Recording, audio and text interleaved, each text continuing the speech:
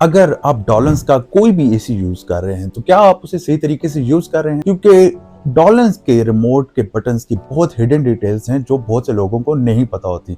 जी हाँ, in details और इन hidden features को यूज करके हम अपनी बिजली का बिल बहुत हद तक कम कर सकते हैं। ये वीडियो इसी के बारे में है। अगर आपके पास डॉलन्स का कोई भी एसी है, 99% फीचर्स सेम होते हैं। मैं मदद करूंगा आपका बिल बचाने में। वीडियो आपने एंड तक देखनी है। विद दैट वीडियो शुरू करते हैं।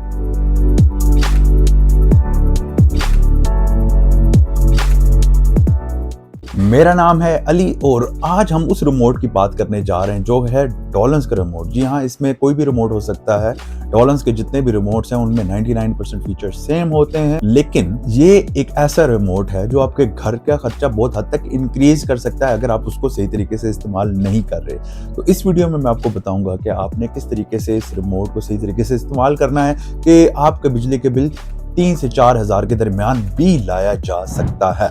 तो वीडियो आपने एंड तक देखनी है। अगर आप मेरे चैनल पे न्यू हैं तो मेक श्योर कि आप सब्सक्राइब करें, क्योंकि मैं इस तरह की यूजफुल वीडियोस बनाता रहता हूँ इलेक्ट्रॉनिक्स से रिलेटेड, किसी भी चीज से रिलेटेड जो आपको मदद कर सकती है एक अच्छी जिंदगी गुजारने में।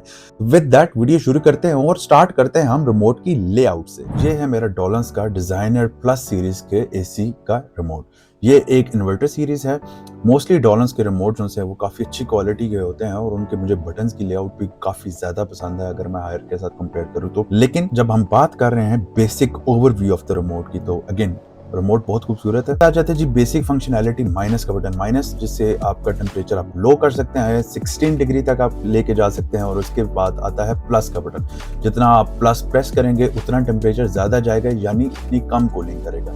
जितना नीचे लेके जाएंगे उतनी ज्यादा कूलिंग होगी, आपका टेम्परेचर उतना ज्यादा कमरे का गिर जाएगा और ठंडक ज्यादा हो जाएगी। ये हो गया जी हमारे बेसिक बटन्स।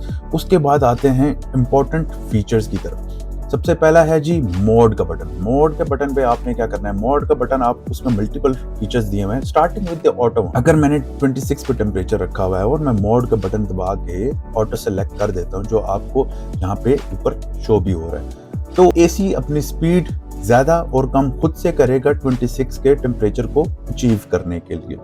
इसी तरह अगर मैं कूल करता हूं तो ये सख्त गर्मियों में ये यूज किया जाता है, या जब ज्यादा गर्मी पड़ रही होती है तो एसी की पूरी कोशिश होती है वो सिर्फ कूलिंग के ऊपर काम करें और जो आपने टेम्परेचर सेट किया हुआ है वो उस तक लेकर जाएगा। उसके बाद अगर आप सिलेक्ट करते हैं ड्राई मोड। ड्राई मोड के बारे में बहुत से लोगों को काफ़ी गलतफहमी है कि ड्राई मोड होता क्या है और किस वक्त यूज़ करना चाहिए। मोस्टली ड्राई मोड यूज़ किया जाता है मूनसून के टाइम में और आल्सो जब बारिश हो रही होती है लेकिन आपके कमरे में आपको गर्मी फील हो रही है तो स्टिल आप ड्राई मोड यूज़ करें, क्योंकि बारिश के टाइम पे एसी इतना अच्छा काम नहीं करता। जब भी आपकी बारिश लगी होगी आपने ड्राई मोड पे मूव करना है। उस टाइम एसी की कूलिंग थोड़ी सी डिफरेंट होती है लेकिन वो आपके रूम में नमी खत्म करता है। उसके बाद आ जाता है हीट मोड। हीट मोड का तो आपको पता होगा, जितने भी आजकल लेटेस्ट एसीज हैं वो सारे जो से हैं हीटिंग भी करते हैं और कूलिंग भी करते हैं। तो अगर आप सर्दियों में कमरे का टेम्परेचर उनसे वो हाई करना चाह रहे हैं तो आप हीट मोड इस्तेमाल कर सकते हैं। उसके बाद आ जाता है फैन मोड। फैन मोड के बारे में बहुत से लोगों को ये डिटेल्स नहीं पता कि फैन मोड बेसिकली सिर्फ फैन को कंट्रोल करता है, उससे कंप्रेसर स्टार्ट नहीं होता। ये एक बेसिकली नॉर्मल फैन की तरह है, लेकिन उस जैसी डायरेक्टली उतनी हवा नहीं देता। फैन जो से सीलिंग फैन वो आपके सर के ऊपर लगे होते हैं। तो ये जो है एसी आपको, अगर आपको सिर्फ हवा चाहिए, आपको ठंडी हवा नहीं चाहिए, तो आप फैन मोड जो है वो ऑन कर सकते हैं, लेकिन इससे इतना बिजली का बिल ज्यादा नहीं आता। बहुत से लोग ये क्वेश्चन पूछते हैं कमेंट्स में, तो मैंने कहा चले मैं आपको साथ साथ ये भी बता दूं कि फैन मोड पे सिर्फ फैन चलता है, कंप्रेसर स्टार्ट नहीं होता, आपका बिजली का बिल उतना ही आता है जैसे एक नॉर्मल फैन का। चले जी वापस अब मैंने इसको कूल पे कर दिया है। उसके बाद आ जाता है इको मोड। इको मोड, अच्छा मैं एक और चीज यहाँ पे बताता जाऊँ, हायर का इको मोड काफी डिटेल्ड है, डॉलन्स का इको मोड सिंपल है। अगर आप इको मोड का बटन प्रेस करते हैं तो यहाँ पे देखिए जी एक छोटा सा बटन आता है वाईफाई का और फौरन से एसी जो है उसके ऊपर आपका लिखा आ जाता है इको। इको मोड पे जाने से क्या होता है, इको मोड पे जाने का सबसे बड़ा फायदा ये है कि आपका एसी जो है वो 25 से 30 और 35% तक बिजली कम इस्तेमाल करता है। लेकिन उसका इस्तेमाल करने का सही तरीका क्या है, उसके लिए मैंने एक और वीडियो भी बनाई हुई है, हायर की भी है, लेकिन आप उसको यूज कर सकते हैं डॉलन्स के लिए भी। लेकिन इको मोड आपने इस्तेमाल कैसे करना है वो मैं आपको वीडियो के एंड पे बताऊंगा कि डॉलन्स में अगर आप इको मोड किस तरीके से इस्तेमाल करेंगे कि आपकी बिजली का बिल बहुत ज्यादा हद तक कम हो सके। सकते हैं। उसके बाद आ जाता है स्विंग। स्विंग का मतलब ये है कि जो एसी के जो फिन्स होते हैं, अगर मैं स्विंग जो सी है वो ऑन कर देता हूँ तो वो खुद ब खुद फ्लैप्स उसके ऊपर नीचे होना शुरू हो जाते हैं। सो बेसिकली अगर आप चाह रहे हैं कि आपके कमरे में ऊपर से नीचे तक जो सी ठंडी आवाज जो सी है वो फैल जाए, तो उसके लिए स्विंग मोड यूज होता है। उसके बाद आ जाती है फैन स्पीड। जैसे मैंने आपको बताया था कि फैन स्पीड इट डिपेंड्स कि आप कितनी रखना चाहते हैं। मोस्टली लोग शुरू में फैन स्पीड ज्यादा रखते हैं, क्योंकि उससे क्या होता है कि कूलिंग जो सी है वो जल्दी हो जाती है। वंस आपकी फैन स्पीड जो सी है वो कूलिंग कर चुकी होती है तो आप उसको बेशक नॉर्मल कर दें या उसको ऑटो पे लेके आ जाए। और एक और चीज मैं आपको बताता चाहूँ कि वीडियो के एंड पे मैं आपको प्रैक्टिकल टिप्स भी दूंगा जो आपके बिजली का बिल किसी भी एसी पे बहुत हद तक कम कर सकती है। उसके बाद आ जाता है डायरेक्ट का बटन। डायरेक्ट का बटन का बहुत से लोगों को नहीं पता। डायरेक्ट का बटन यूज बेसिकली जिस तरह स्विंग होता है वो एसी के फैंस को ऊपर नीचे मूव करता है। डायरेक्ट का बटन होता है कि जब आप एक दफा प्रेस करेंगे तो वो थोड़े से कुछ परसेंट उसको नीचे लाएगा, फिर आप प्रेस करेंगे कुछ परसेंट और नीचे लाएगा। तो आप अपनी मर्जी से अगर एक स्पेसिफिक जगह पे उस एसी के फैन को स्टॉप करना चाहते हैं तो डायरेक्ट का बटन आप इस्तेमाल कर सकते हैं। स्विंग में वो कंटिन्यूअसली मूव करता है, डायरेक्ट में आप उसको एक स्पेसिफिक जगह पे रख के स्टॉप कर सकते हैं। उसके बाद हमारे पास बटन आ जाता है टाइमर ऑन का बटन। अब बहुत से लोगों को टाइमर ऑन और टाइमर ऑफ पे कंफ्यूजन होती है, तो चलिए जी मैं आपको बताता हूँ। टाइमर ऑन का मकसद ये है कि जब आप ये बटन प्रेस करते हैं तो आप अपना टाइम सेट करते हैं कितने आवर्स, एच लिखा हुआ है यानी कितने आवर्स का आप टाइम सेट कर रहे हैं। 0.5 which means 30 minutes.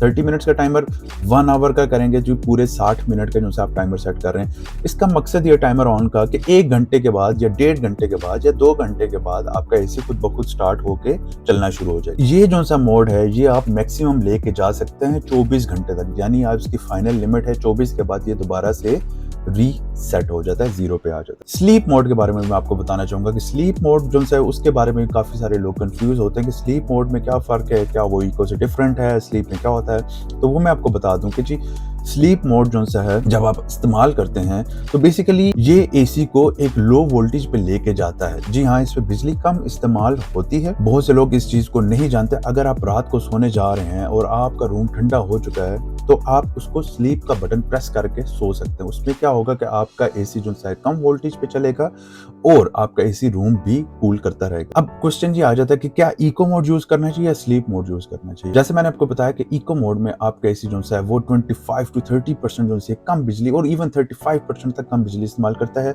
Sleep mode में आप उससे भी ज्यादा बचत कर सकते हैं बिजली की। लेकिन एक चीज मैं आपको बताऊं कि इको मोड में फिर भी प्रायोरिटी जो सी होती है वो कूलिंग के ऊपर होती है, जबकि स्लीप मोड में प्रायोरिटी जो सी कूलिंग की वो काफी हद तक कम हो जाती है। तो ये आपने तभी इस्तेमाल करना है जब आपका कमरा बहुत अच्छे तरीके से ठंडा हो चुका है, देन आप उसको स्लीप मोड पे कर सकते हैं। फिर टाइमर ऑफ का आ गया। जब आपने एसी लगाया है, आप चाहते हैं कि जी सुबह 5 बजे जो है वो एसी बंद हो जाए, आप रात को 12 बजे सोए हैं तो आप 5 घंटे का टाइमर लगा दें, आपका एसी जो है वो 5 बजे बंद हो जाएगा। ये डिफरेंस हो गया जी आपके टाइमर ऑन और टाइमर ऑफ का। फिर आ जाता है टर्बो मोड। अच्छा, टर्बो मोड में क्या करना है कि अगर आपके घर मेहमान आ जाता है, क्योंकि मैं मेहमान की एग्जांपल इस वजह से यूज करता हूँ कि आपने जल्दी से कूलिंग करनी है, अगर आपका रूम बंद था और या आप किसी गर्मी में काफी दूर से आए हैं और आप चाहते हैं कि जल्दी से कूलिंग हो जाए, तो आप टर्बो मोड ऑन करते हैं। आप 24, 23 कोई भी टेम्परेचर सेट करें, टर्बो मोड ऑन करेंगे तो उससे क्या होगा कि आपका टेम्परेचर जो है कमरे का बहुत जल्दी 24 तक पहुंच जाएगा। लेकिन एक चीज का आपने ख्याल रखना है कि टर्बो मोड पे आपका एसी 110% की कैपेसिटी पे चलता है। जी हाँ, 110 का मतलब ये है कि आपका एसी बिजली काफी ज्यादा इस्तेमाल करता है। तो ये तभी आप इस्तेमाल करें जब आपको बहुत सख्त जरूरत है, तो अदरवाइज ये जो टर्बो मोड है काफी हद तक बिजली ज्यादा इस्तेमाल करें। फिर आ जाता है एलईडी का बटन। एलईडी के बटन से बेसिकली जो एसी के ऊपर आपके जो लाइट्स नजर आ रही होती है, जो टेम्परेचर लिखा होता है, आप उसको ऑन एंड ऑफ कर सकते हैं। लास्ट में अगर मैं आपको बताऊं तो जी लॉक का आ जाता है। लॉक बेसिकली ये चाइल्ड लॉक के लिए है। आप इसके अंदर पिन डाल के उसको लॉक कर सकते हैं। उसके बाद जो मर्जी बटन दबाता रहे बच्चा आपका, अगर वो उससे खेल रहा है तो आपके एसी की सेटिंग्स पे कोई फर्क नहीं पड़ने वाला। देन अगेन, अगर आपसे कोई सेटिंग गलत हो चुकी है, बहुत दफा लोग कहते हैं कि जी मेरा एसी कूलिंग नहीं कर रहा, क्या हो गया, कोई सेटिंग खराब हो गई है, तो फिर ये आप करते हैं यूज रीसेट का बटन। रीसेट करेंगे तो आपकी एसी की जो सी सारी फीचर्स हैं वो सारे वापस अपने डिफॉल्ट सेटिंग पे आ जाएंगे। लेकिन जब आप ये करेंगे तो आपने ये याद रखना है कि आपका रिमोट आपके एसी के करीब हो कि वो उसको रीसेट का सिग्नल पहुंचा सके। चलिए जी बात करते हैं प्रैक्टिकल टिप्स के बारे में। ये वो टिप्स हैं जो ना सिर्फ मैंने खुद यूज कर रहा हूँ और मैंने एक्सपीरियंस करने के बाद मैं आपके साथ शेयर कर रहा हूँ, बल्कि बहुत से समझदार लोग ये ट्रिक्स जो सी हैं यूज करते हैं। सबसे पहले तो आपने ये करना है जी, बहुत से लोग ये करते हैं कि वो सिर्फ एसी ऑन करके बैठ जाते हैं और वो कहते हैं कि जी कमरा जल्दी ठंडा हो जाएगा। मैं आपको कमरा जल्दी ठंडा करने की टिप बता दूं कि आपने स्लो स्पीड पे, सबसे स्लो स्पीड पे अपना फैन जरूर ऑन कर लेना है, क्योंकि अगर आपको केमिस्ट्री का पता है तो बेसिकली जो ठंडी हवा होती है वो हमेशा नीचे रहती है और जो गर्म हवा आती है वो ऊपर होती है। इसी वजह से लोग बहुत से अपने घरों की सीलिंग ऊंची रखवाते हैं कि ठंडी हवा जो है वो ज्यादा नीचे रह सके और गर्म हवा ऊपर रहे, पंखे से ऊपर चली जाए। लेकिन आपके फैन ऑन करने की वजह से बिल्कुल स्लो स्पीड पे आपका कमरा जल्दी कूल होगा। बेशक अगर आप ये चेक करना चाहे तो आप टाइमर लगा के